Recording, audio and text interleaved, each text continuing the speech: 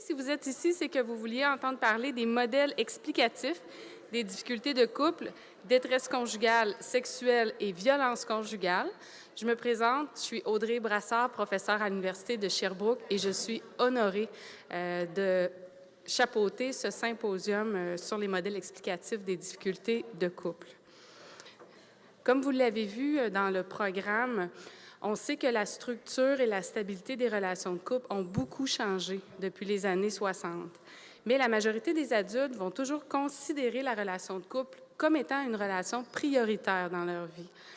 Or, la séparation, le divorce et les difficultés de couple vont malheureusement être le lot d'une proportion assez importante de partenaires amoureux.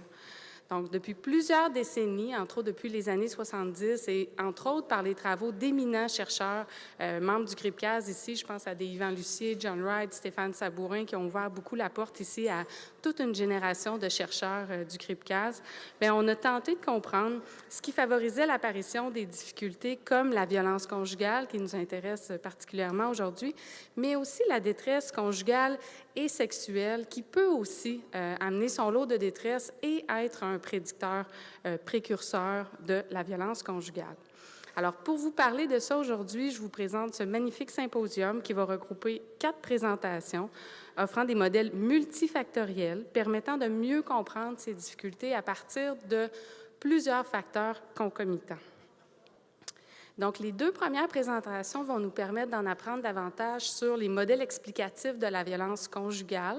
Alors, dans un premier temps, je vais vous parler, moi, des gestes de violence psychologique et des raisons que les hommes et les femmes utilisent pour justifier l'émission de ces comportements-là dans leur relation de couple.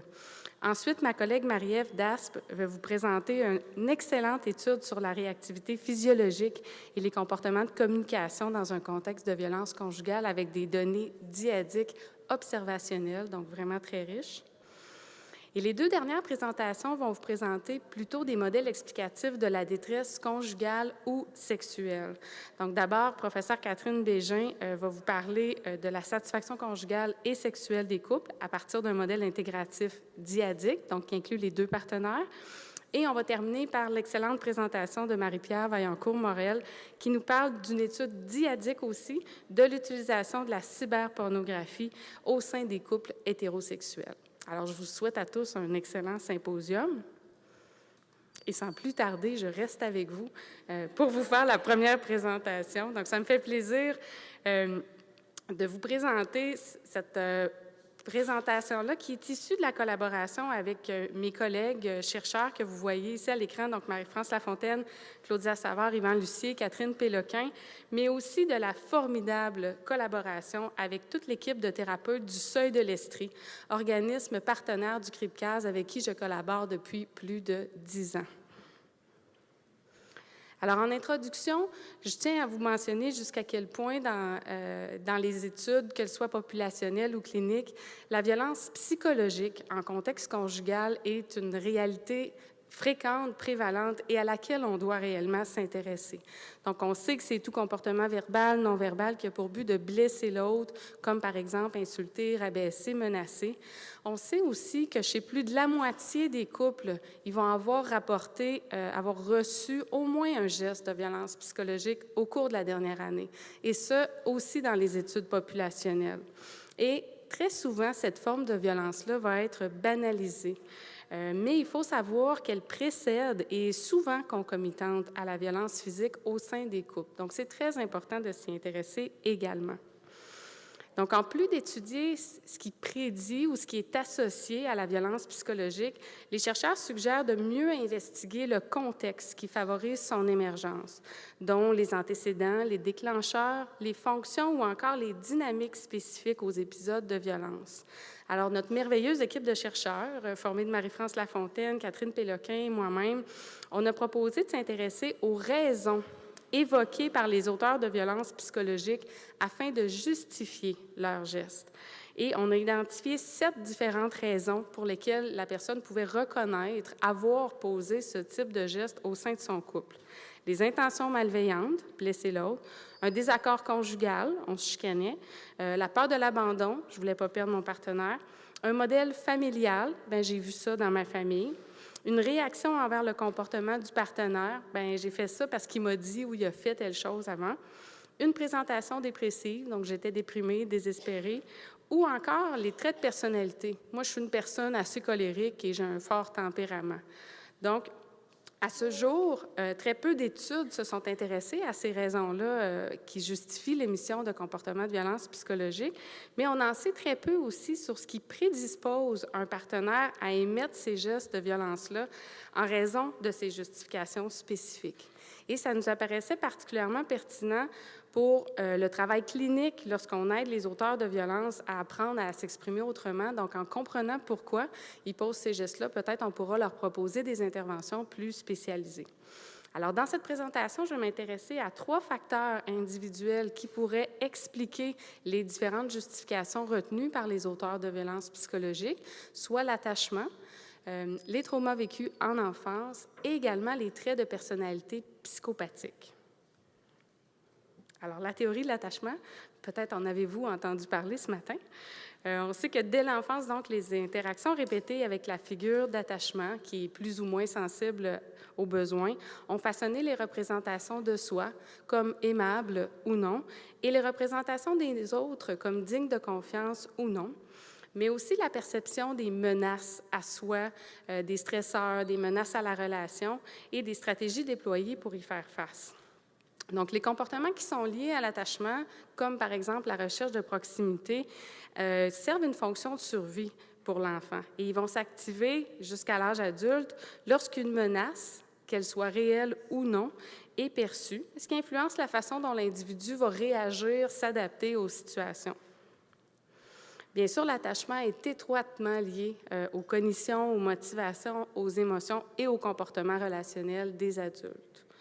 À l'âge adulte, donc, on va conceptualiser l'attachement soit en 4 styles ou encore sur les 2 dimensions sur lesquelles il repose. Donc, l'anxiété d'abandon dans l'axe horizontal, qui est la peur du rejet, le fort désir de proximité et de réassurance, qui repose sur une vision négative de soi, et l'évitement de l'intimité, l'axe vertical, qui est un inconfort avec l'intimité émotionnelle, un grand besoin d'indépendance qui repose sur une vision négative des autres comme non digne de confiance.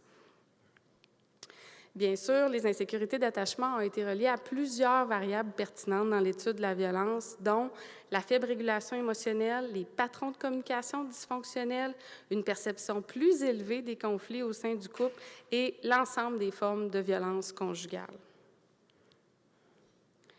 Je crois que je n'ai pas besoin de vous expliquer jusqu'à quel point les traumas interpersonnels sont importants, sont d'importants facteurs de risque de l'émission de violence au sein des relations. Donc, c'est des facteurs très connus de la violence conjugale et ils incluent, entre autres, l'agression sexuelle dans l'enfance, le fait d'avoir été victime de violences physiques de la part des parents et le fait d'avoir été témoin de violences physiques entre les parents. Bien sûr, il y en existe beaucoup d'autres, donc la négligence, l'intimidation, la violence psychologique reçue aussi comme enfant, mais dans le cadre de cette recherche, on s'est intéressé à ces 3 traumas interpersonnels. Et finalement, on s'intéresse aussi aux traits de la personnalité psychopathique, qui sont des traits de personnalité indésirables, mais qui peuvent se formuler sous 2 axes. Donc, d'abord, les traits de psychopathie primaire, c'est vraiment davantage le psychopathe tel qu'on en entend parler, c'est-à-dire que c'est des dispositions de la personnalité de l'individu comme l'insensibilité émotionnelle, peu d'affect, le côté manipulateur, égocentrique, l'utilisation des mensonges, le manque de remords. Au contraire, la psychopathie secondaire, c'est plutôt caractérisé par un mode de vie autodestructeur, de l'impulsivité, de l'intolérance à la frustration et un tempérament bouillant ainsi qu'un manque de but à long terme. Donc, on voit davantage la présence de détresse dans ce 2e type de trait de personnalité psychopathique. Ces traits-là de personnalité indésirable ont été à ce jour reliés à l'insatisfaction conjugale, à la jalousie, à la mauvaise régulation émotionnelle, mais aussi à la violence psychologique et physique. Alors, notre étude visait à explorer le rôle de ces 3 variables-là pour mieux comprendre leur explication des justifications que les hommes et les femmes donnent à leur émission de violence psychologique. Pour ce faire, on a utilisé un échantillon qui a été recueilli auprès d'un organisme communautaire qui vient en aide aux adultes, hommes ou femmes, ayant un problème de violence envers l'entourage. Et j'ai utilisé les données de 615 hommes et 95 femmes qui se disent auteurs de violences ou qui reconnaissent avoir eu une problématique de violence conjugale. Ils sont âgés de 18 à 71 ans. Remarquerez qu'ils sont relativement peu scolarisés, avec plus des 3/4 qui ont complété des études primaires ou secondaires. La majorité ont un revenu assez faible et, surtout pour les femmes, une précarité au niveau de l'emploi. Ce sont des adultes qui consultent sous recommandation de la Cour dans 25 des cas ou recommandation d'un professionnel dans 34 des cas, ce qui laisse de la place quand même à des personnes qui consultent de leur propre chef ou à la demande du partenaire amoureux. Et ils ont une interdiction de contact avec le partenaire dans 29 des cas. Pour évaluer les concepts à l'étude, donc, on a utilisé le ECR-12, qui est une brève mesure des insécurités d'attachement. On a utilisé la version francophone du Levinson Self-Report Psychopathy Scale pour évaluer les traits de personnalité psychopathique. On a, et c'est une limite, utilisé seulement 3 items dichotomiques de type oui ou non pour évaluer l'expérience d'agression sexuelle dans l'enfance et le fait d'avoir été témoin ou victime de violences parentales. Et enfin, on a utilisé le nouveau Justification for Partner Psychological Aggression Scale de Marie-France Lafontaine et ses collègues pour évaluer les 7 raisons à la violence psychologique. Je vous présente ici des résultats qui ne sont pas séparés pour les hommes et pour les femmes, parce qu'on a d'abord testé les modèles séparément pour se rendre compte qu'ils étaient invariants selon le sexe de l'auteur de gestes de violence psychologique. Donc, je vous les présente tout ensemble, tout mélangé, en commençant par la première raison aux gestes de violence invoqués, qui étaient les intentions malveillantes. Alors, les auteurs de violences psychologiques qui ont utilisé justement cette justification-là de vouloir blesser, effrayer ou punir le partenaire sont plus susceptibles d'endosser des traits de personnalité psychopathie primaire et secondaire et aussi de présenter des scores élevés d'anxiété d'abandon. Pour ce qui est de la deuxième raison, donc j'ai émis des gestes de violence psychologique en raison d'un désaccord avec mon partenaire. C'est seulement l'anxiété d'abandon qui est ressortie comme un prédicteur significatif d'un degré plus élevé d'utilisation de cette motivation. C'est la même chose pour la motivation de la peur de l'abandon. Évidemment, plus j'ai de l'anxiété d'abandon, plus je suis susceptible d'avoir utilisé des gestes de violence psychologique parce que j'ai peur de perdre mon partenaire. Et comme Marie-France Lafontaine en parlait ce matin, bien, c'est tout à fait une stratégie non optimale de recherche de maintien de la proximité dans le couple. La quatrième raison, c'est le fait de dire j'utilise ces gestes-là parce que c'est ce que j'ai appris dans ma famille, donc le modèle familial. C'est relié à juste titre au fait d'avoir été victime de violences parentales, au fait d'avoir été témoin également de violences parentales, mais aussi aux traits de personnalité de psychopathie secondaire et à un degré élevé d'anxiété d'abandon. La cinquième raison, en réaction au comportement du partenaire, a été plus endossée par les participants lorsqu'ils présentaient à la fois des degrés élevés d'anxiété d'abandon et d'évitement d'intimité, donc les 2 insécurités d'attachement. Donc, j'ai agi comme ça parce que mon partenaire, comme je vous disais tout à l'heure, a fait quelque chose et c'était ma réponse. En 6e lieu, les répondants qui ont admis avoir posé des gestes de violence à cause d'une présentation plus dépressive, donc j'étais déprimée, j'étais désespérée, sont plus nombreux donc à présenter des traits de personnalité psychopathique secondaire, donc qui est associé davantage à la détresse et d'anxiété d'abandon, mais on a obtenu un lien négatif avec les traits de psychopathie primaire. Alors, les vrais psychopathes ne sont pas ceux qui utilisent la justification de « je suis déprimé » pour expliquer leurs gestes de violence. Et finalement, les participants qui admettent avoir posé ces gestes-là en raison de leurs traits de personnalité, ce sont davantage des gens qui ont été témoins de violences parentales, qui ont des traits de personnalité psychopathiques secondaires et qui présentent des scores élevés d'anxiété d'abandon.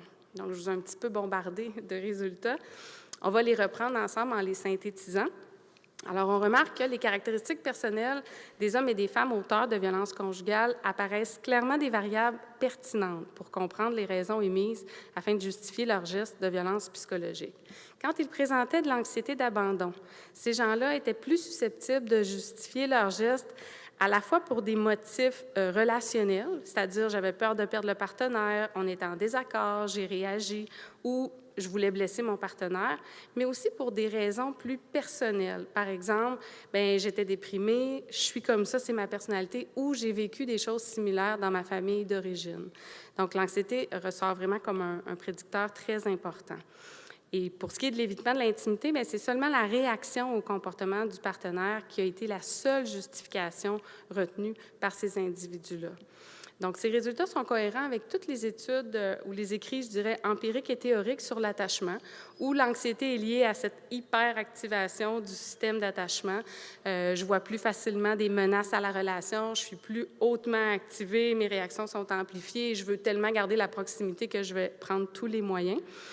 Et l'évitement, pour sa part, est plus lié à la désactivation et au souhait d'éviter les conflits, éviter la proximité et le dévoilement.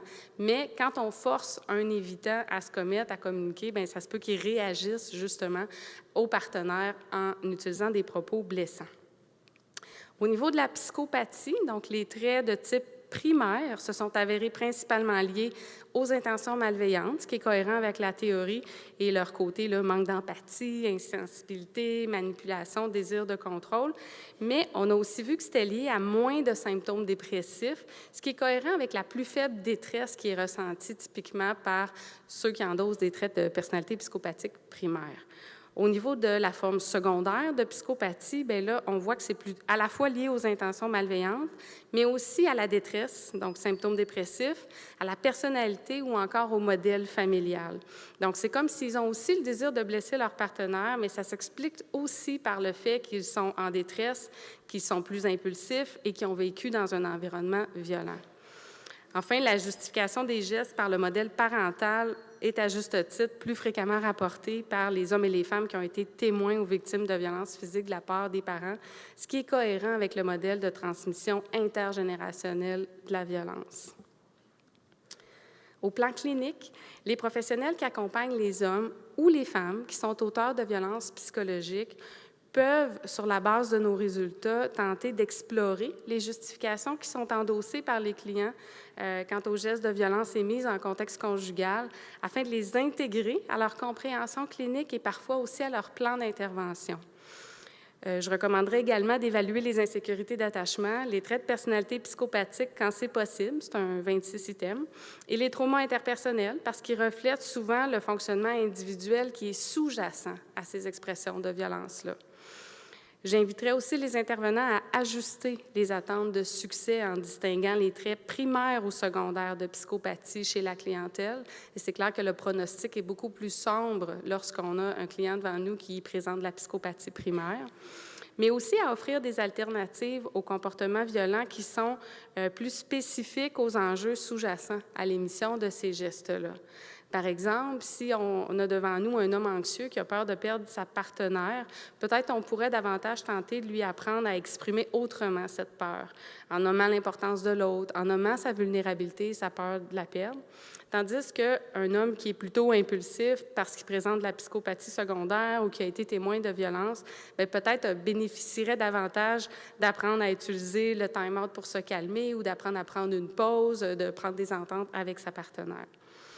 Si au contraire, les clients ont des traits de psychopathie primaire, j'inviterais les intervenants à être beaucoup plus prudents et à éviter de leur donner trop d'outils pour qu'ils utilisent après coup nos outils pour mieux manipuler leur partenaire. Donc, en leur enseignant certaines compétences, parfois, ils pourraient l'utiliser au détriment de leur partenaire. Bien sûr, les résultats que je vous présente ont aussi certaines limites. Donc, il s'agit d'un échantillon de convenance dans un seul milieu qui est très spécifique à offrir de la thérapie individuelle et c'est aussi une surreprésentation d'hommes, bien sûr. Les questionnaires autorapportés présentent plusieurs biais, mais on a une mesure de désirabilité sociale inclue dans notre batterie. C'est une étude transversale, alors on ne parlera pas de causalité et il manque vraiment l'aspect dyadique à ces résultats-là. On n'a pas encore un volume assez important de couples pour pouvoir présenter des analyses plus approfondies à cet effet. Merci. Alors, il va me faire plaisir maintenant de céder la parole à ma collègue Marie-Ève Daspe de l'Université de Montréal. Et là, je te mets ici et je te démarre.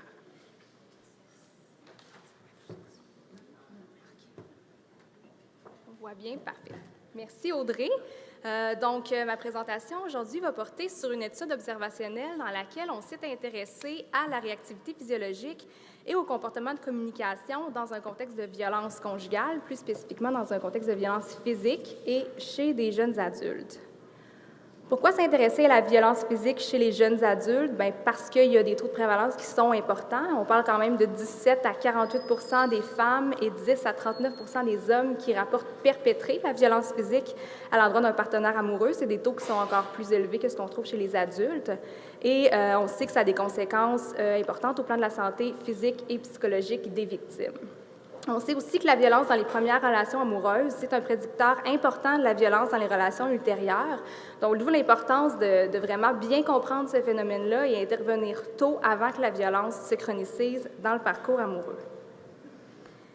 La perspective qu'on emploie ici dans cette étude-là, c'est vraiment une perspective qui est dyadique sur la violence conjugale et cette perspective-là postule vraiment que les processus interactionnels incluant la violence ne peuvent pas être compris sans considérer le couple en tant que système.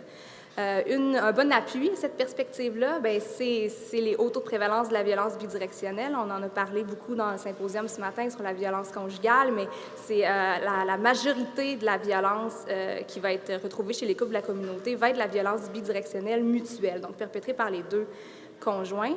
Et les démonstrations les plus directes des contextes dyadiques qui entourent la violence nous proviennent des études observationnelles.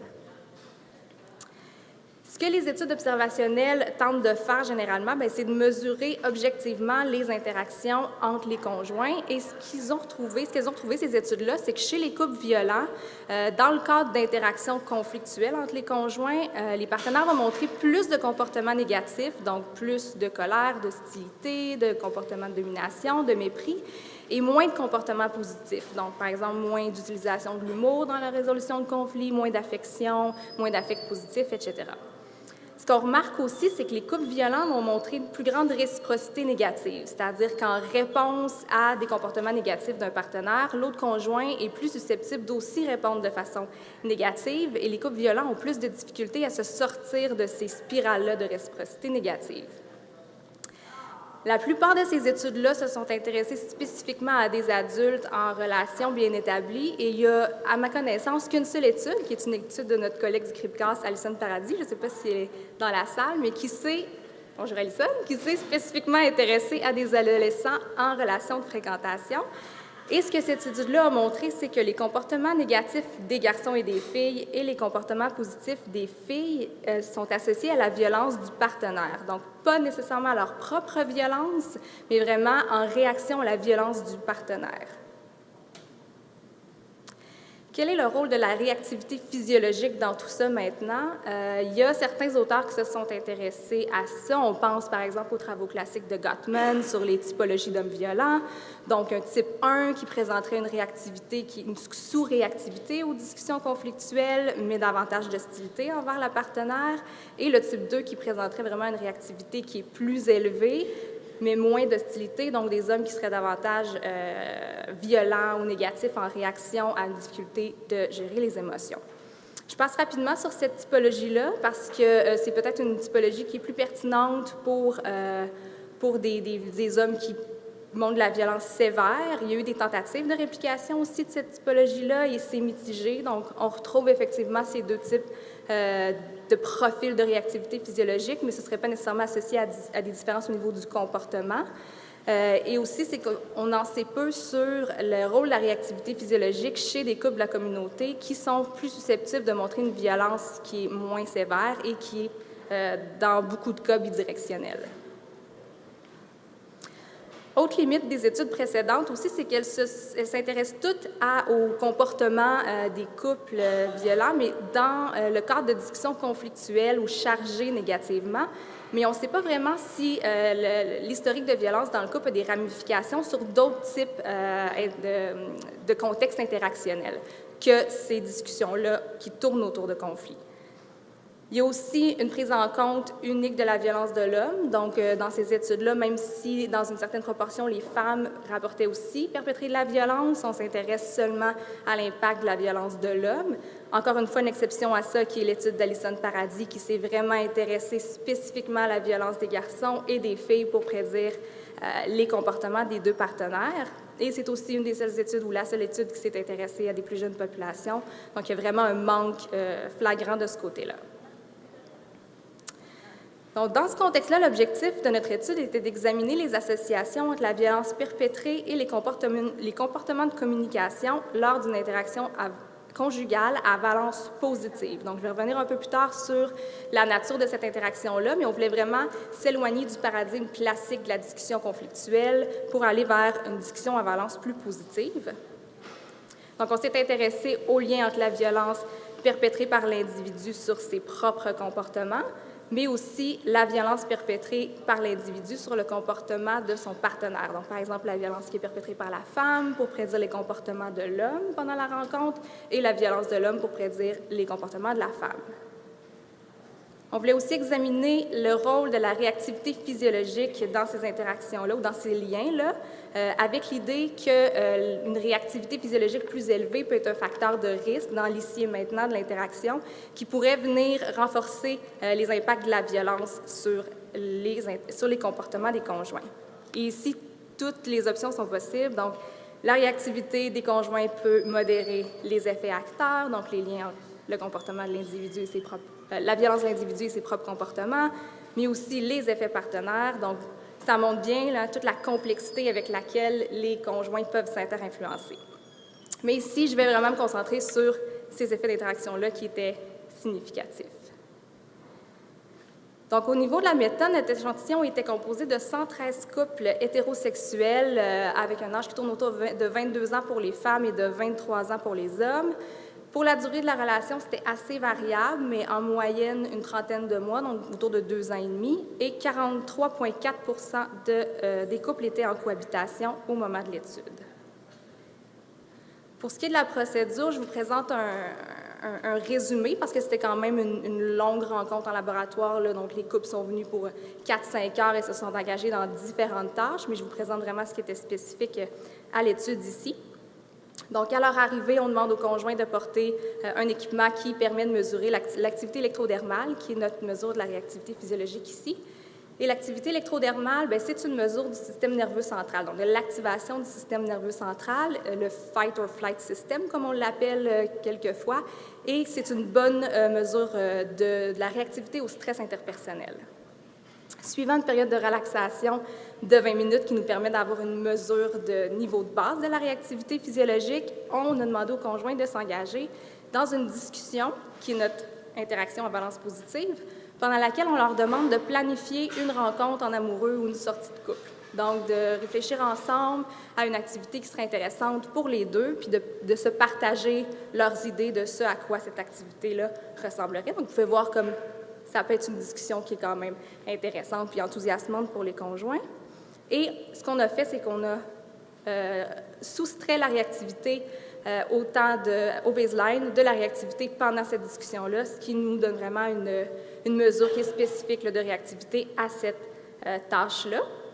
Et pour codifier les comportements positifs et négatifs, on a utilisé une grille de codification qu'on a développée là, spécifiquement pour cette tâche-là, qui permet de mesurer différents comportements positifs, donc la collaboration, comment les partenaires collaborent à la prise de décision, si on veut, pendant cette tâche-là, l'enthousiasme et l'ouverture et la validation des idées du partenaire. Donc, on a fait une moyenne de ces comportements positifs-là, et différents comportements négatifs comme la critique, l'irritabilité, le retrait et le contrôle, et on a aussi fait une moyenne de ces différents comportements négatifs-là.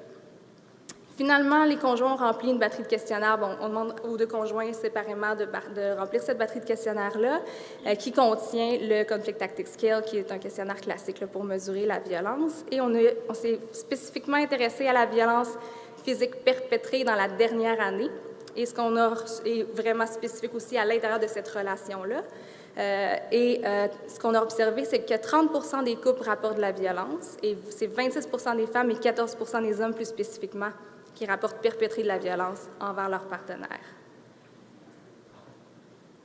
Donc, pour ce qui est des résultats, pour les comportements négatifs, ce qu'on a observé, c'est que la violence du partenaire ne prédit pas ses propres comportements. En fait, la violence de l'individu ne prédit pas ses propres comportements, mais va plutôt prédire les comportements du partenaire. Donc, on a un effet partenaire.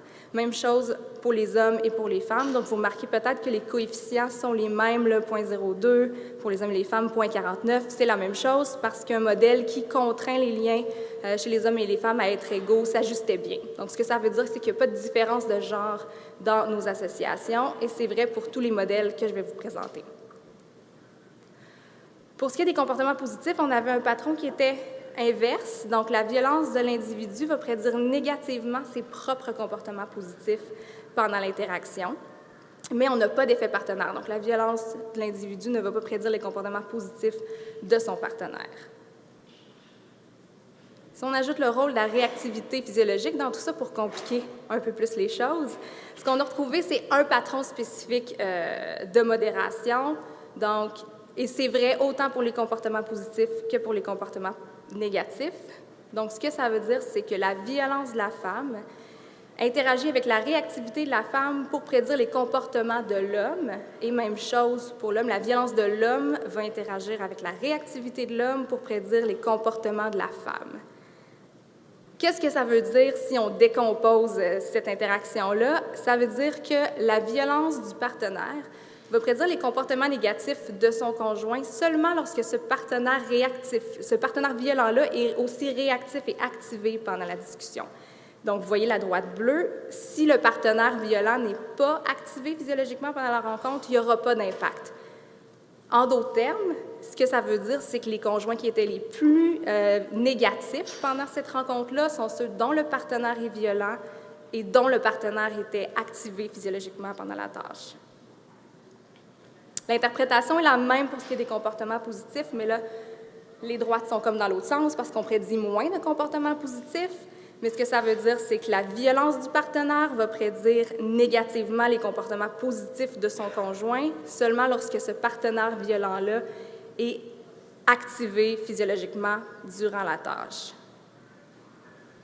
Qu'est-ce que ça veut dire très, très globalement, ces résultats-là? Bien, c'est un peu comme les études précédentes le montraient. Chez les couples violents, on voit davantage de comportements négatifs et moins de comportements positifs. Mais ce qui est intéressant ici, c'est qu'on montre que ce n'est pas seulement vrai dans les contextes les contextes interactionnels négativement chargés ou quand ça tourne autour d'un conflit, mais que la violence va vraiment venir avoir des impacts dans différents types d'interactions, même des interactions qu'on s'attend à ce que ce soit facile, ce soit une interaction qui est intéressante pour les couples, et même dans ce type d'interaction-là, c'est comme si les couples violents vont montrer des déficits ici aussi. Donc, importance de, oui, s'intéresser aux sphères de conflit, mais à d'autres contextes interactionnels aussi. Nos résultats suggèrent que c'est important de considérer la violence et les comportements des deux conjoints parce qu'on a quand même trouvé des associations qui sont assez complexes, des effets partenaires. Donc, ce n'est pas nécessairement la violence de l'individu qui va prédire ses comportements, surtout dans le contexte des comportements négatifs, mais aussi la violence qui est perpétrée par le partenaire. Et ça, ça confirme un peu aussi ce qu'Alison Paradis avait trouvé dans son étude. C'est vraiment la violence du partenaire qui va venir. C'est comme si le conjoint réagit d'une certaine façon à la violence de son partenaire. Et on voit aussi l'impact du niveau d'activation physiologique. Donc, c'est comme si le conjoint va réagir à la violence de son partenaire, oui, mais quand ce partenaire violent-là est réactif dans l'ici et maintenant. Donc, c'est intéressant de voir que même des processus assez subtils, puis pas nécessairement observables, comme la réactivité physiologique du partenaire, vont quand même avoir un impact, puis comme un effet de contagion, si on veut, sur les comportements de l'autre conjoint.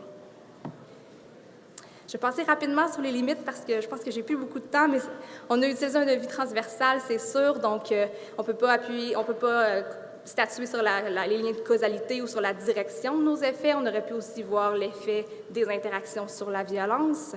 On a une taille d'échantillon qui est limitée pour la complexité de nos analyses, donc ce serait intéressant de refaire cette étude-là sur un échantillon qui est plus important.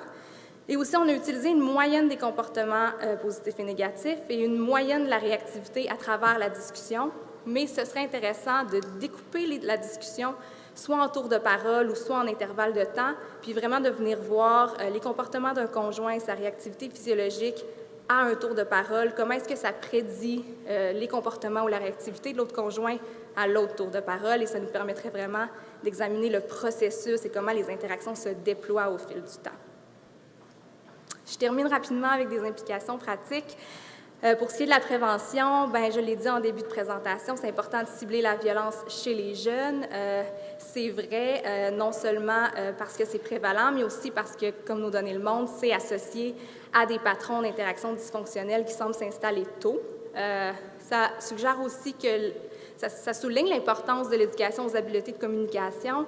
Souvent, dans les programmes de prévention, on va aider les jeunes à identifier c'est quoi la violence, mais je pense que c'est aussi important de les aider à identifier qu'est-ce qui est des comportements qui sont dysfonctionnels, des interactions dysfonctionnelles qui sont associées à la violence, et identifier ça pour essayer de réduire le risque d'escalade, justement, de négativité et de violence.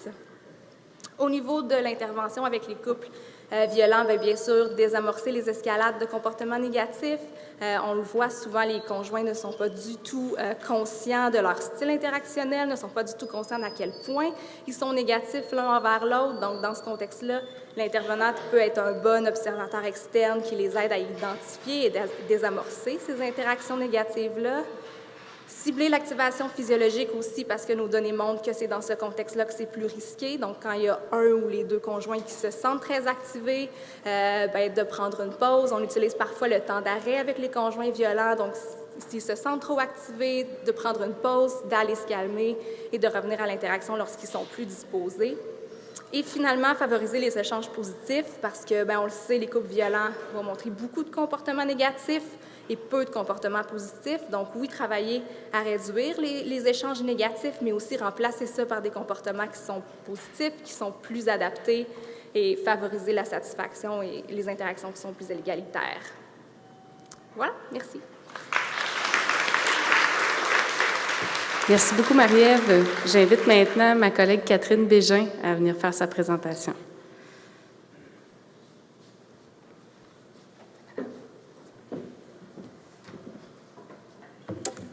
Alors, bonjour, merci Audrey de cette belle invitation. Alors, aujourd'hui, je viens vous parler d'une étude ou de résultats d'études qui portent sur la satisfaction conjugale, la satisfaction sexuelle, un modèle intégratif dyadique. Quand on parle de détresse conjugale ou détresse sexuelle, bien naturellement, il y a plusieurs indicateurs qui peuvent expliquer ces grandes insatisfactions. Donc, aujourd'hui, je vais vous parler d'un indicateur qui me tient, je dirais, sur lequel je m'intéresse particulièrement, qui est toute l'insatisfaction corporelle, l'image du corps. Mais juste avant, je veux remercier mes collaborateurs, Marie-Lou Côté qui n'est pas ici, Marie-Pierre qui est ici à l'avant et Stéphane Sabourin là, qui ont participé à ce beau projet. Je vous ai fait un plan de présentation pour montrer que je suis une personne structurée, mais je ne passerai pas beaucoup de temps à vous présenter. On va faire un peu comme tout le monde, passer une petite introduction, les objectifs, et ensuite on va discuter des résultats. Donc, clairement, quand on parle d'image corporelle, il faut savoir que ça touche plusieurs personnes. On l'a beaucoup étudié, principalement chez la femme. L'insatisfaction corporelle, c'est un thème qu'on entend souvent. On va même parler de mécontentement normatif. On sait que ça touche plus les femmes, plus le poids est élevé, plus l'insatisfaction va être importante, mais de façon générale, ce n'est pas uniquement le poids qui va déterminer l'insatisfaction corporelle. Au contraire, des femmes de tout poids peuvent se retrouver très insatisfaites de leur corps. C'est naturellement pas très loin de tous les idéaux de minceur qui ont été vraiment, je dirais, mis à l'avant-plan, qu'on a donc entendu parler. Puis même si aujourd'hui on travaille très, très fort pour faire la promotion de la diversité corporelle, ce message-là où on associe la minceur à la performance, au contrôle, à quelque chose de très positif est encore là, malgré tous nos efforts. Et je dirais que ça rattrape aussi les hommes un petit peu plus que ce qu'on avait il y a quelques années, ou du moins quand moi j'ai commencé à m'intéresser à cette thématique-là. Si vous regardez des revues maintenant, typiquement pour les hommes, vous allez voir qu'on parle beaucoup moins de chasse puis de pêche, mais on voit beaucoup plus des hommes très modes, avec dénudés, avec des corps beaucoup plus athlétiques, musculaires. Donc, ce n'est pas la minceur qui est, je dirais, l'indicateur d'insatisfaction, mais toute la question de la musculation qui est là, particulièrement chez nos jeunes hommes. Donc, l'insatisfaction corporelle, ça touche les hommes, ça touche les femmes. C'est un sujet qui est très présent. Et donc, quand on pense à une union ou à une relation conjugale, bien, on peut penser que c'est une thématique qui est importante, même si elle n'est pas toujours nommée directement dans le couple. C'est lié, naturellement, on va en parler, à des aspects conjugaux, mais aussi à des aspects individuels qui peuvent aussi être d'autres facteurs dont on ne parlera pas aujourd'hui et qui pourraient aussi expliquer des niveaux de détresse conjugale plus élevés, notamment plus de dépression, plus d'anxiété, une moins bonne qualité de vie, moins bonne estime de soi et des comportements alimentaires aussi qui peuvent être plus problématiques. Donc, tous ces facteurs-là dont on ne parlera pas aujourd'hui, on sait qu'ils sont en lien avec l'insatisfaction corporelle et donc pourraient aussi faire partie des modèles explicatifs là, de l'insatisfaction conjugale. On sait que l'insatisfaction corporelle, donc le fait de ne pas être satisfait de son corps, particulièrement chez la femme, c'est relié à cette insatisfaction corporelle-là. Donc, plus la femme est insatisfaite de son corps, plus elle risque d'être insatisfaite, même au niveau conjugal. C'est un lien qui est assez grossier, mais qui tient bien la route, même si on contrôle pour l'indice de masse corporelle, donc le poids, le ratio poids-grandeur, même si on tient compte de l'estime de soi et même quand on fait des analyses en fonction du genre. Comme je le disais, ça a été surtout étudié chez la femme. On a longtemps associé l'insatisfaction corporelle à quelque chose de très féminin. Et ça a été étudié beaucoup dans des protocoles qui étaient intra-individuels où on s'intéressait vraiment uniquement à la femme. Donc, il y avait quand même une urgence ou un intérêt à s'y intéresser d'un point de vue dyadique, puis de voir aussi le point de vue, ou du moins de voir aussi l'insatisfaction corporelle de l'homme, dans quelle mesure ça pouvait influencer et la satisfaction conjugale de la femme et celle de l'homme. Donc, ça faisait partie, je dirais, des données auxquelles on voulait s'intéresser. Et il y a très peu encore, il y en a, mais il n'y a pas tant de données dyadiques sur cette thématique-là. Quand on parle d'insatisfaction conjugale, bien, on voit assez rapidement, ou en tout cas un des facteurs qui est présent, je dirais une variable qui est assez proximale de l'insatisfaction conjugale, c'est aussi l'insatisfaction sexuelle. Et clairement, encore une fois, quand on parle d'image du corps ou de satisfaction corporelle, bien, on n'est pas très loin où on peut penser que ça peut avoir un lien assez important avec la satisfaction sexuelle, ce qui fait que la satisfaction sexuelle est devenue un médiateur important du lien entre l'insatisfaction corporelle et l'insatisfaction conjugale. D'un point de vue dyadique, ce qu'on sait, il y a quelques études qui ont été menées, dont une étude que nous, on a fait chez nous avec Marie-Pierre Gagnon-Giroir, qui est à l'arrière. Puis ce qu'on voyait, c'est qu'effectivement, la femme qui est insatisfaite de son corps, au niveau sexuel, elle va avoir beaucoup plus de distorsion cognitive. Pendant l'acte sexuel, elle va mettre beaucoup plus de pression au niveau de la performance sexuelle, puis ça va avoir un impact négatif sur sa relation conjugale. Chez l'homme, il n'y avait pas d'association entre son insatisfaction corporelle et son insatisfaction conjugale, ni celle de sa conjointe. Donc, c'était les premiers résultats qu'on pouvait voir qui nous montraient quand même des différences entre l'homme et la femme.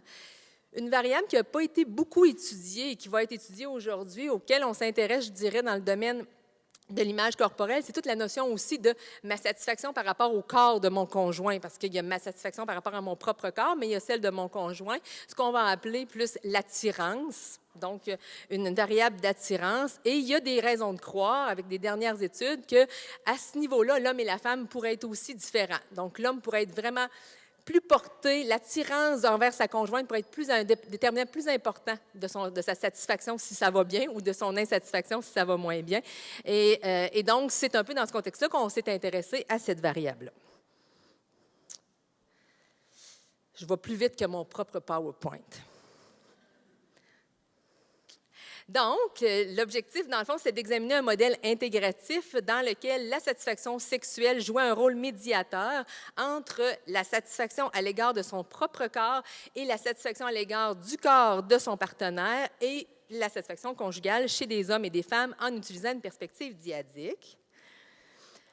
On avait l'hypothèse que la satisfaction à l'égard de son propre corps et celui de son partenaire seraient associés à sa propre satisfaction conjugale et celle de son partenaire et que la satisfaction sexuelle serait un médiateur, mais on présumait aussi qu'il pourrait y avoir des différences entre les hommes et les femmes qui devaient être à investiguer. Alors, on a recruté 231 couples hétérosexuels qui étaient en relation depuis 7 ans environ. 27 des couples avaient des enfants, ce qui fait à peu près le tiers. 80 étaient des conjoints de fait, 20 mariés. Donc, ils répondaient tous à nos critères, naturellement, là, d'inclusion. Être en couple, avoir 18 ans et plus et cohabiter depuis plus de 6 mois, c'était ce qui était demandé à la base. On a vu que, de façon générale, c'est des jeunes couples. Je dirais, bien, en moyenne, là, c'est sûr qu'on a une moyenne autour de 30 ans au niveau des hommes, au niveau des femmes, et entre 30 et 32 ans. Tiens, ça va aller plus vite comme ça. Il y avait un poids santé avec un IMC 23 et 24, donc on considère un poids santé. Beaucoup d'universitaires, là, la majorité là, avaient des études universitaires. Donc, ces gens-là ont accepté de participer, ça prenait les 2 membres du couple, à un sondage en ligne dans lequel on avait une mesure d'insatisfaction corporelle que je vais vous montrer tout de suite. J'imagine que je vais pouvoir revenir en arrière sur mon PowerPoint. Donc, c'était des images. C'est une mesure qu'on utilise assez fréquemment, donc des images de femmes et des images d'hommes pour représenter la femme et son conjoint, par exemple. Et dans le fond, dans ce cas-ci, il faut vraiment évaluer dans quelle mesure. Donc, il faut entourer la silhouette qui correspond à comment je me perçois personnellement et comment j'aimerais être. C'est l'écart entre comment je me perçois et ce que je voudrais être qui devient une mesure d'insatisfaction. Il faisait la même chose pour le conjoint et l'homme faisait exactement la même chose. Donc, ça, c'était la mesure de satisfaction corporelle qui était utilisée. On avait une mesure de satisfaction sexuelle qui était le Derogatis Sexual Functioning Inventory. On avait aussi une mesure de satisfaction conjugale, le Dyadic Adjustment Scale, que tout le monde connaît bien. Et on avait des variables contrôle, naturellement, pour s'assurer de la robustesse, dans le fond, de notre modèle, puis de s'assurer aussi qu'il n'y ait pas de variables ou que les variables qu'on jugeait les plus importantes qui auraient pu faire varier notre modèle soient bien contrôlées. Donc, d'abord, le poids, l'IMC, l'indice de masse corporelle, et la durée de la relation, compte tenu qu'il y avait une certaine étendue là, au niveau de la durée. On a fait des analyses descriptives et des analyses acheminatoires, donc je vais vous présenter.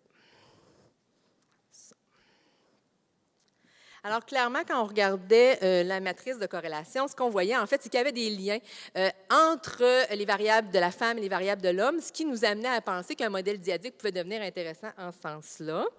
On a comparé nos hommes et nos femmes. On a vu que nos femmes étaient plus insatisfaites au niveau de leur corps que les hommes. On n'était pas tellement surpris. Et les femmes étaient plus satisfaites de la relation que les hommes. Pour le reste, il n'y avait aucune différence significative. Notre modèle, un peu comme Marie-Ève l'a dit tout à l'heure, dans son cas, les données étaient indistinguables. Dans le nôtre, les données sont distinguables, ce qui fait que vous allez voir que les liens entre l'homme et la femme, on n'aura pas les mêmes coefficients. Là, dans ce cas-ci, on va pouvoir les distinguer par le genre. Et on a fait des analyses acheminatoires pour lesquelles vous avez, dans le fond, dans le bas de l'acétate, les différents coefficients obtenus. Je vais passer outre, mais faites-nous confiance. On a mis les critères et tout ça, puis dans le fond, notre modèle était tout à fait adéquat. Puis j'ai Marie-Pierre ici en avant, Vaillancourt-Morel, qui me surveille, donc s'il y a quelque chose, elle va me le dire. Alors, clairement, qu'est-ce qu'on a retrouvé? C'est que l'insatisfaction de la femme, ça, je dirais que c'est assez cohérent. Plus la femme est insatisfaite de son corps, plus elle va être insatisfaite au niveau conjugal et ça passe par l'insatisfaction sexuelle. Donc, il y a vraiment un lien indirect, mais il y a aussi un lien direct. Donc, l'insatisfaction vraiment de la femme a un lien sur son insatisfaction conjugale, alors que pour l'homme, c'est plutôt l'insatisfaction par rapport au corps de la partenaire qui va être déterminant là, de l'insatisfaction conjugale et il n'y a pas de lien indirect là, au niveau sexuel. Je n'ai pas tout mis les liens parce que par souci là, de ne pas vous surcharger l'image, mais il faut savoir que tous les liens interpartenaires ont été évalués. Donc, ce qui fait que là, on ne le voit pas, mais si je prends en haut, la satisfaction de la femme a été en lien avec la satisfaction conjugale de l'homme, la satisfaction sexuelle et tout ça. Donc, mais pour éviter de surcharger de lignes ce graphique, je vous ai mis seulement ce qui était significatif. OK. Donc, chez les hommes, l'insatisfaction envers le corps du partenaire prédit négativement leur propre satisfaction conjugale et la satisfaction sexuelle n'est pas un médiateur, alors que chez la femme, c'est vraiment sa propre insatisfaction qui va avoir un impact sur la satisfaction conjugale et ça passe par la satisfaction sexuelle.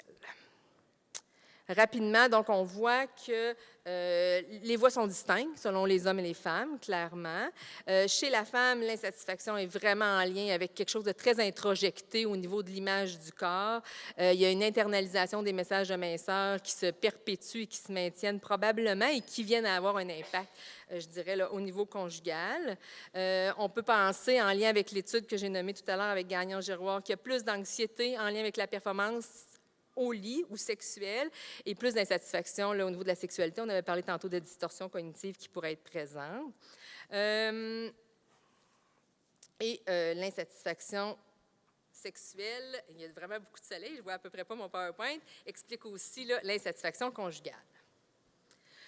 Pour ce qui est de l'homme, ce n'est pas sa propre insatisfaction corporelle qui est un facteur de risque, en tout cas, du moins pas dans cette étude, puis dans quelques études qui ont été faites non plus.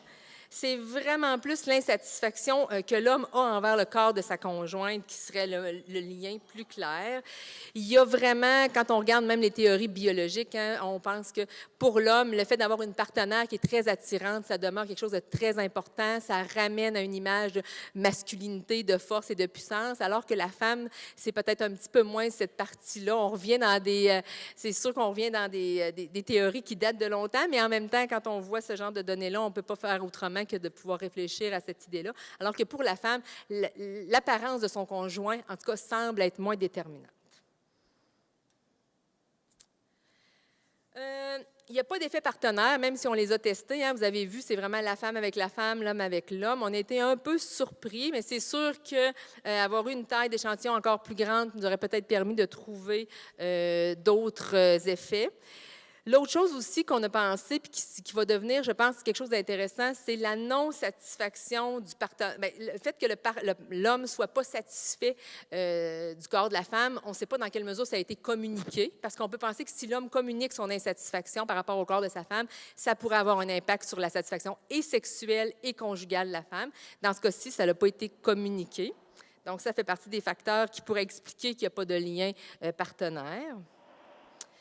Donc, ça va être quelque chose dont on va tenir compte, surtout dans un contexte, puis je le dis parce que c'est quelque chose qui est vraiment important, puis quelque chose qui n'a pas été beaucoup étudié, mais dans une prochaine étude, on va s'intéresser vraiment à tous les préjugés de l'homme à l'égard du corps de la femme. Et ce qu'on sait, c'est qu'il y a beaucoup de commentaires qui sont émis, probablement des deux côtés, mais ce qu'on voit un petit peu plus encore de la part des hommes vers les femmes, au niveau là, du corps, de l'apparence physique là, de la conjointe.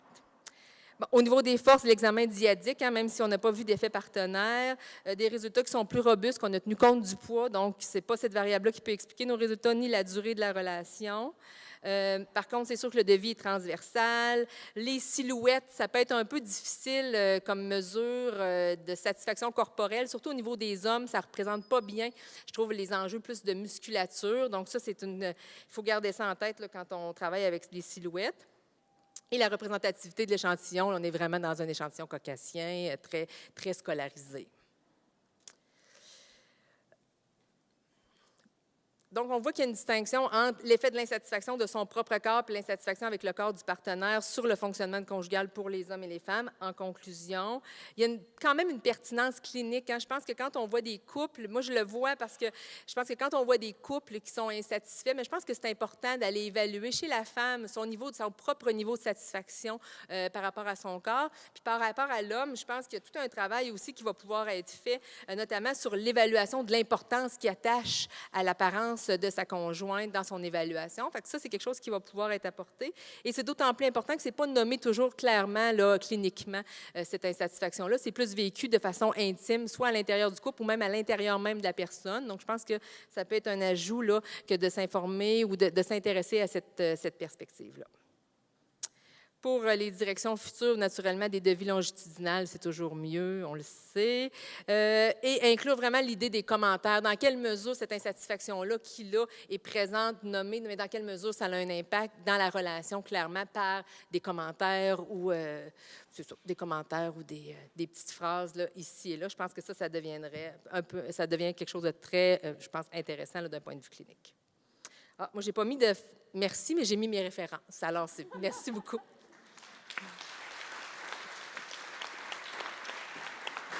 Je nous arrête maintenant, mais s'il reste de la place et du temps à la fin de la présentation, là, on va pouvoir ramener nos généreux présentateurs. Alors, sans plus tarder, on va laisser la place à Marie-Pierre Vaillancourt-Morel. Bien, rebonjour tout le monde. En fait, je suis vraiment contente de venir vous présenter des résultats préliminaires de mes travaux postdoctoraux que je fais ici à l'Université de Montréal avec Sophie Bergeron. Donc, en fait, aujourd'hui, je vais venir vous parler de l'utilisation de la pornographie au sein des couples, précisément. Ça, c'est gentil. C'est la grandeur. En fait, il y a environ 69 % des hommes et 40 % des femmes qui rapportent avoir utilisé de la pornographie au cours de la dernière année. Qu'est-ce qu'il y en est des individus en couple? En fait, une fois que ces individus célibataires-là passent au sein des relations de couple, en fait, on sait que la prévalence d'utilisation de la pornographie au sein des individus célibataires versus les individus en relation de couple, c'est très similaire là, au niveau de la prévalence. Ce qu'on se demande, en fait, c'est à quoi ressemblent ces patrons d'utilisation de ces hommes et ces femmes qui utilisent la pornographie au sein de leur relation actuelle. On sait en fait, de par les quelques études actuelles qui se sont intéressées à la pornographie au sein des couples, que les hommes, comparativement aux femmes, utilisent plus fréquemment la pornographie et ils l'utilisent aussi davantage de manière solitaire ou seule que les femmes qui, pour certaines, en fait, l'utilisent seulement avec leur partenaire. Donc, en fait, le premier objectif de la présente étude, c'était vraiment là, de confirmer ce patron d'utilisation de la pornographie dans les relations amoureuses en comparant les hommes et les femmes sur la fréquence d'utilisation de la pornographie, sur le contexte d'utilisation, c'est-à-dire est-ce qu'ils l'utilisent de manière solitaire ou avec leur partenaire, mais aussi sur la connaissance de l'utilisation du partenaire. Donc, ce qu'on se demandait, c'est est-ce que les gens utilisent la pornographie en secret ou est-ce que le partenaire est au courant de cette utilisation-là?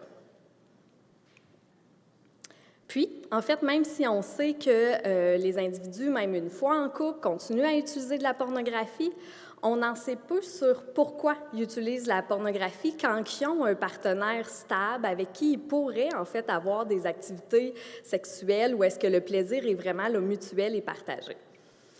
En fait, les études qui se sont intéressées aux motivations à l'utilisation de la pornographie ont été faites principalement auprès d'hommes célibataires, puis ça a tout de même révélé 4 grandes motivations qui sont d'utiliser la pornographie pour éviter les émotions difficiles, surtout négatives, par curiosité sexuelle, par recherche d'excitation et aussi pour le plaisir sexuel.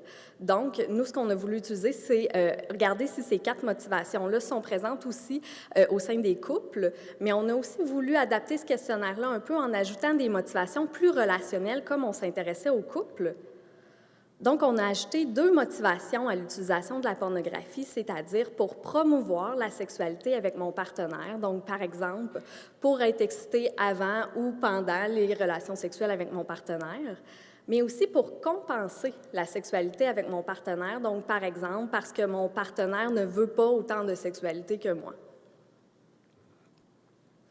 Donc, tantôt, je vais vous dresser ce portrait-là, mais une fois qu'on a dressé ce portrait-là, je pense que la question qui suit assez logiquement, c'est comment l'utilisation de la pornographie peut affecter le bien-être sexuel de ces couples. Puis en fait, quand on regarde les études qui examinent les associations avec le bien-être sexuel indépendamment du statut conjugal, c'est-à-dire c'est des échantillons où il y a des individus célibataires, des individus en couple, ce qu'on constate, en fait, c'est que les études révèlent parfois des effets positifs, par exemple, un répertoire sexuel plus riche, mais aussi parfois des effets négatifs, comme par exemple des compulsions sexuelles ou des attentes irréalistes. Donc, c'est des résultats qui sont encore aujourd'hui là, assez mitigés sur c'est quoi l'effet de la consommation de pornographie sur la sexualité. Les quelques études, parce qu'il y en a quelques-unes là, qui se sont intéressées à l'effet de l'utilisation de la pornographie sur la sexualité des couples précisément, mais ils ont principalement en fait examiné une composante générale de la sexualité, puis très subjective aussi, là, en fait, qui est la satisfaction sexuelle. Puis les résultats en fait suggèrent que l'utilisation de la pornographie chez les hommes s'est associée à une diminution de leur propre satisfaction sexuelle, tandis que chez les femmes, il n'y aurait pas d'effet significatif sur leur satisfaction sexuelle.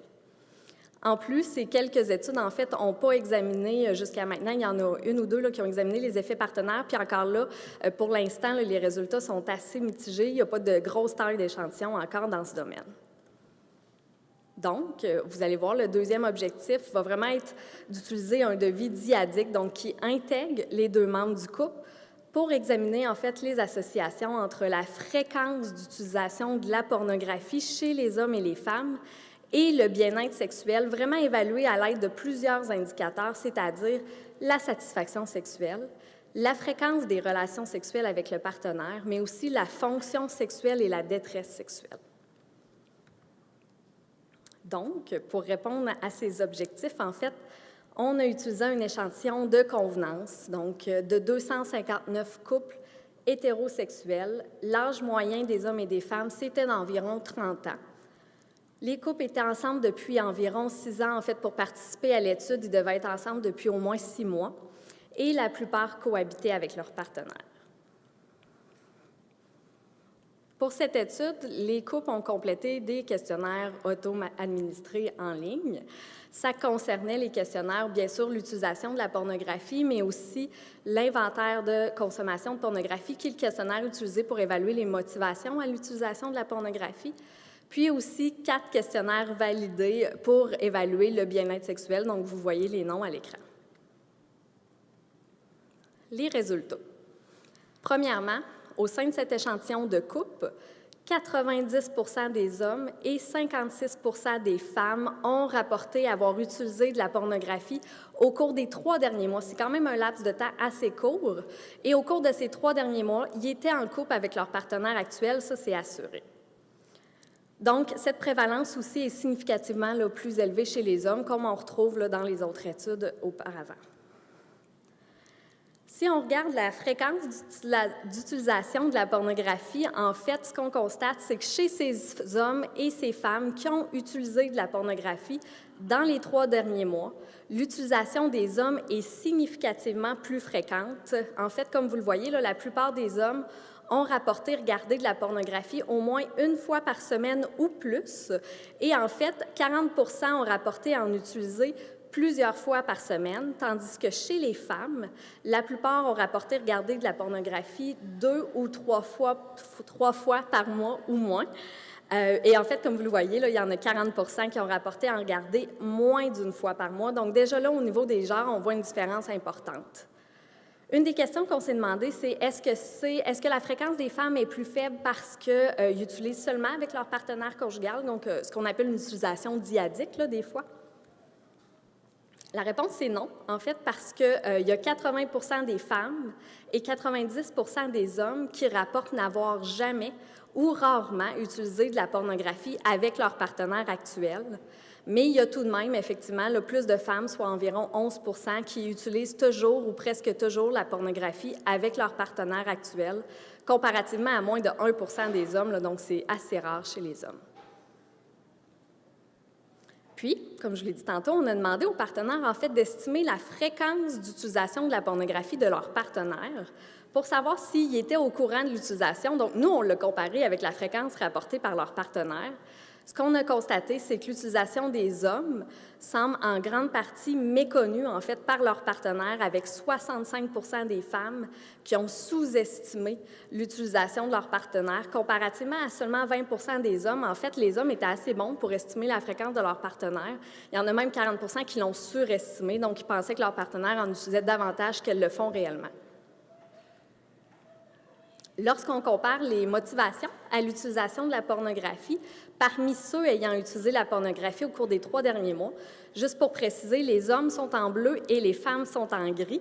Premièrement, ce qu'on constate, en fait, c'est que la motivation la plus fortement rapportée, c'est d'utiliser de la pornographie pour le plaisir sexuel, suivi, en fait, de l'évitement émotionnel chez les hommes, donc quand même. Puis, en fait, lorsqu'on compare les motivations chez les hommes et les femmes, ce qu'on constate, c'est que l'évitement émotionnel et pour compenser pour la sexualité avec le partenaire, c'est significativement plus élevé chez les hommes comparativement aux femmes.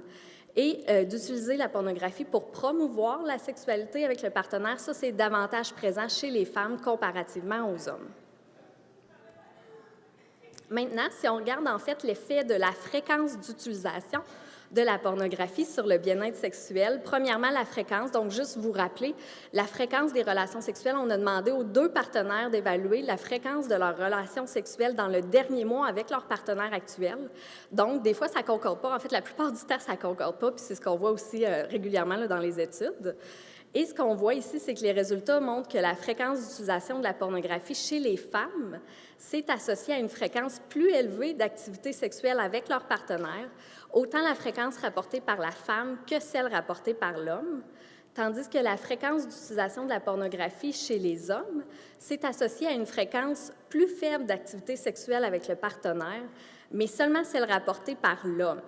Donc, ce résultat, en fait, pourrait suggérer que l'utilisation de la pornographie chez les hommes s'est associée à une perception négative chez l'homme de la fréquence des relations sexuelles, mais pas nécessairement à une fréquence plus faible dans la réalité, si on veut, parce que ça n'affecte pas la perception de la femme. En ce qui concerne la satisfaction sexuelle, l'utilisation de la pornographie chez les hommes s'est associée négativement à leur propre satisfaction sexuelle. Aucun effet partenaire, aucun effet pour la femme. La fonction sexuelle, juste pour vous rappeler, fonction sexuelle, ça évalue autant le désir, la capacité orgasmique, l'érection. Donc, c'est vraiment l'inverse un peu des dysfonctions sexuelles, si on veut. Et ici, on n'a constaté aucun effet de l'utilisation de la pornographie sur la fonction sexuelle. En ce qui concerne la détresse sexuelle, en fait, l'utilisation de la pornographie chez les hommes s'est associée positivement, donc c'est associé à une augmentation de leur détresse sexuelle, mais aussi de la détresse sexuelle rapportée par leur partenaire. Ça fait beaucoup de résultats. En fait, si on essaie de résumer un peu, on peut commencer par conclure, en fait, que le patron d'utilisation de la pornographie des hommes et des femmes, ça diffère même dans les relations de couple, parce que notre étude, en fait, elle confirme des résultats rapportés dans les études antérieures auprès d'individus célibataires ou en couple, soit qu'il y a plus d'hommes que de femmes qui utilisent la pornographie. Les hommes l'utilisent plus fréquemment, solitairement, et sans que leur partenaire soit nécessairement au courant de leur utilisation, tandis qu'il y a moins de femmes qui en utilisent, celles qui en utilisent le font moins fréquemment, mais quand même principalement de manière solitaire, et pour la plupart, leur partenaire est conscient de leur utilisation. Pour ce qui est des raisons pour lesquelles ils utilisent la pornographie, les femmes comme les hommes rapportent principalement des motivations qu'on peut qualifier un peu de positives à l'utilisation de la pornographie, c'est-à-dire curiosité sexuelle, recherche d'excitation pour le plaisir sexuel. Par contre, il y a quand même les hommes qui rapportent davantage de motivations négatives que les femmes, c'est-à-dire l'évitement émotionnel, puis pour compenser pour la sexualité avec le partenaire. Ces différences, en fait, entre les genres peuvent peut-être expliquer, en fait, les différents patrons d'association trouvés avec le bien-être sexuel du couple. Donc, si on se rappelle, l'utilisation de la pornographie chez les femmes n'a aucun lien avec leur propre bien-être sexuel, à l'exception du fait que c'est associé à une augmentation des relations sexuelles en couple. Et donc, ça suggère que pour les femmes, la pornographie, en fait, peut être une tentative d'améliorer la sexualité dans la relation amoureuse, ce qui est en fait conforme avec les motivations qu'elles ont rapportées pour utiliser la pornographie. Pour les hommes, l'usage de la pornographie s'est associé à leur propre insatisfaction sexuelle, leur propre détresse sexuelle et aussi la détresse sexuelle de leur partenaire.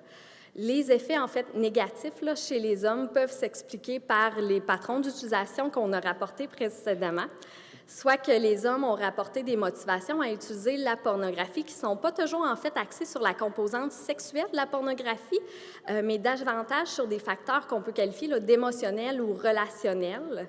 Donc, ces motivations non sexuelles jumelées avec le secret entourant leur utilisation peut probablement expliquer ces associations avec leur insatisfaction sexuelle et leur détresse sexuelle. Le fait, en fait, que leur partenaire rapporte également davantage de détresse sexuelle, c'est également cohérent, en fait, avec une étude qualitative qui a rapporté que les femmes dont leur partenaire utilisait de la pornographie avaient davantage tendance à se comparer aux femmes dans les vidéos pornographiques, donc à se remettre en question en tant qu'être sexuel, ce qui pourrait expliquer les effets sur la détresse.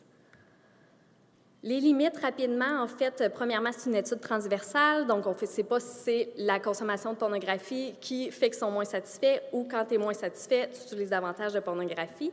Puis, c'est aussi un échantillon de convenance, c'est-à-dire, en fait, que les couples dans cet échantillon-là allaient relativement bien, il ne faut pas l'oublier. Donc, il y a peu de détresse, un niveau de satisfaction conjugale qui était assez élevé. Bref, je pense que ça nous pisse sur l'utilisation de la pornographie au sein des couples, de la population générale, si on veut, mais pas nécessairement au sein de couples qui consultent pour des difficultés conjugales ou sexuelles, par exemple. Malgré ces limites, je pense qu'il y a un résultat important à ne pas oublier, c'est qu'il y a 90 des hommes, 55 des femmes qui sont en couple et qui utilisent la pornographie. Donc, c'est le cas de la majorité des couples. C'est fait aussi assez régulièrement chez les hommes, soit toutes les semaines pour la majorité. Et ce n'est pas une activité sexuelle qui est faite en couple pour la majorité, autant chez les hommes que chez les femmes. Bref, je pense que c'est un comportement sexuel important à évaluer et pas seulement chez les individus célibataires, mais aussi au sein des couples. Puis pas seulement demander s'ils utilisent ou pas la pornographie, mais aussi demander la fréquence d'utilisation tout en sachant que si vous l'évaluez en couple, en fait, de fortes chances que le partenaire ne soit pas au courant de cette fréquence-là. Donc aussi évaluer là, les réactions, en fait, à ce dévoilement de fréquence d'utilisation de la pornographie. Puis je pense que c'est aussi à inclure au sein de notre compréhension du bien-être sexuel au sein des couples, comme on a en fait démontré là, certains effets. Donc, ça va être ajouté dans notre compréhension, étant donné que l'utilisation de la consommation de pornographie a été montrée comme étant en hausse là, suite à Internet, bien sûr. Je vous remercie.